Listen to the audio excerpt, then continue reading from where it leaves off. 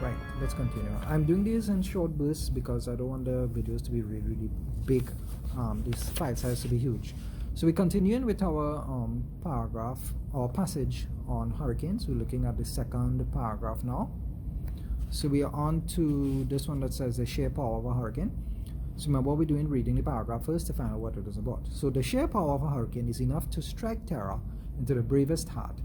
But those who have lived through a hurricane note another dimension. Many people report that the hurricane seems to come somehow alive.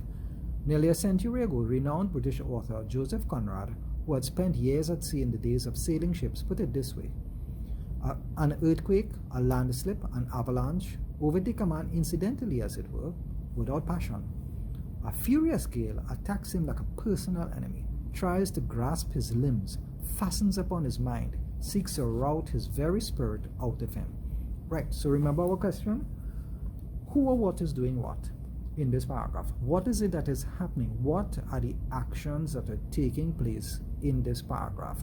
So to find out what, we look for the verbs and then we try to figure out who or what is acting, who or what is doing something. But we already know that the hurricane is the agent. We know the hurricane, the disaster bringing hurricane is the agent, right? That's what the paragraph is going to be about. So let's check this out.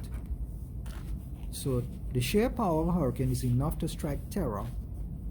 So my verb is to strike terror into the bravest heart. The whole to strike terror is like the verb. Yeah, striking terror is the verb. The whole verb phrase would be to strike terror into the bravest heart, right? You could, depending on your interest, you could show the children to do the whole thing, or you could just say to strike is the, if you want to be a purist, well, to strike is the verb, the infinite form of the verb. To strike terror would be more like the noun phrase. This whole piece here would be the noun phrase. So what is happening? What is it that's happening here? The sheer power of the hurricane. I was using, which one was you? I've forgotten again.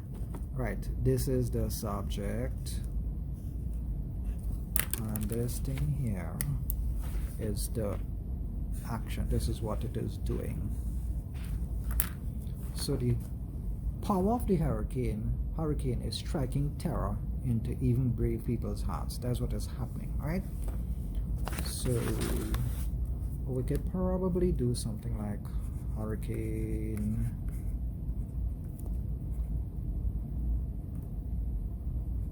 and is striking terror. It says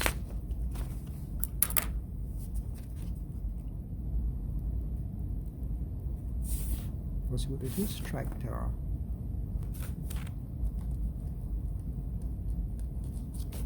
Alright, so hurricane strike terror goes on to say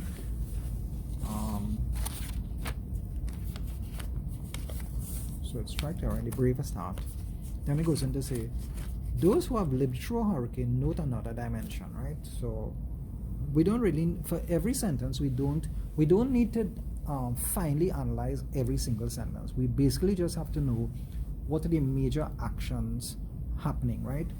In this sentence here, those who have lived through a hurricane note another dimension. In other words here, who or what is doing what? Well, survivors, those who have lived through, could be those who have lived through will be the survivors, right? Survivors of hurricane, so hurricane survivors also do something. What do? They talk about another dimension to hurricanes in addition to the terror.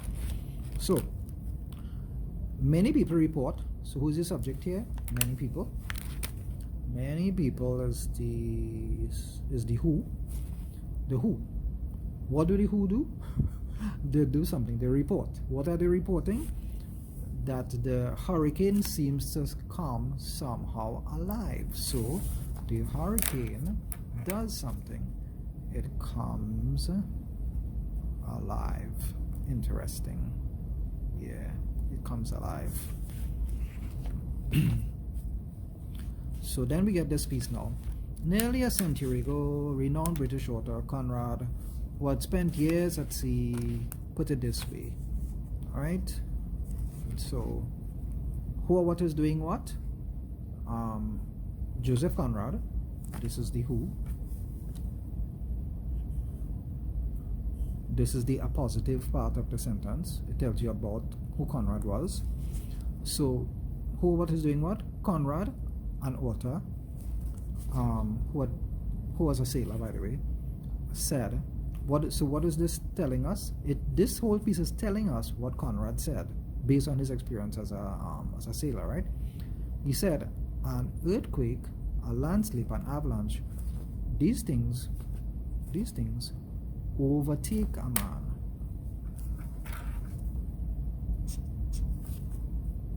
Right? They do it without passion. But a furious gale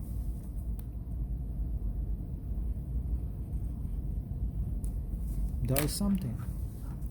It attacks like an enemy. Attacks him like an enemy. It grasps his limbs, fastens his mind, seeks to rout his spirit. Okay? So notice the verbs that we have here, right? So this is what Conrad is saying, that he's contrasting earthquakes, landslips, avalanches. He says those things just kind of, they kind of overtake you, but they don't really seem to have much bad mind involved, right? But a furious gale, notice the adjective here. Notice the adjective, people. The gale is the subject, and in this, right, subject / noun, and qualified by saying it's a furious gale. What does it gale do? Notice the verbs associated with it. Attacks, like an enemy. It attacks, it grasps, it fastens upon his mind, and like hold you like in a hand, and it looks as though it's trying to rout your very spirit. So, look at what I'm going to do. I know, look at the verbs. Can a gale attack somebody like an enemy? Can a gale grasp you with your hands? What do you need in order to grasp something? You need hands, right? To fasten upon his mind, to fasten upon me, you need hands. And to rout your spirit out of him, I suppose needs some kind of motivation and evil intent, yes? So based on the verbs, people, based on the verbs here, I am picturing the hurricane. I am picturing the hurricane as a sort of, very evil character. It's a sort of evil character. So that's what the hurricane is doing. Attacks like an enemy. It seeks to rout. It fastens on his mind. It shakes. Notice what it says here? Sorry, I have the wrong thing. It grasps his limbs.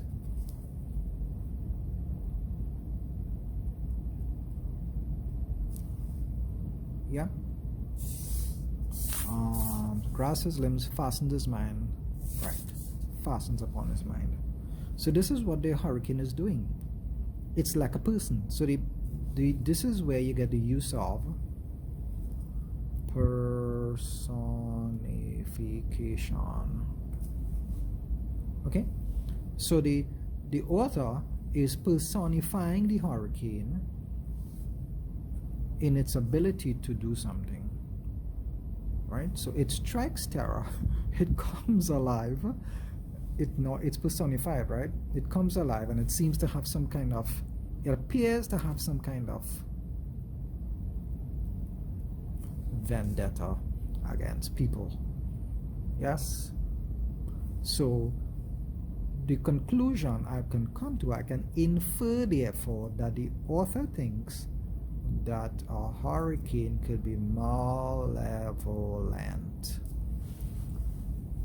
When I look at the words, when I look at the things that that Conrad says the hurricane is doing, all right, he personifies it, and personifying it allows him to then focus on the negatives. The fact that it strikes terror and does all of these things.